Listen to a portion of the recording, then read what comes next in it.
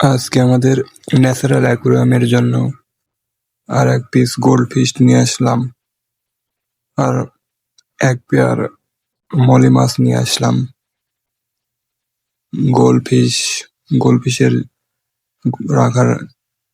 গোল্ডফিশের অ্যাকুয়ারিয়ামে রাখলাম।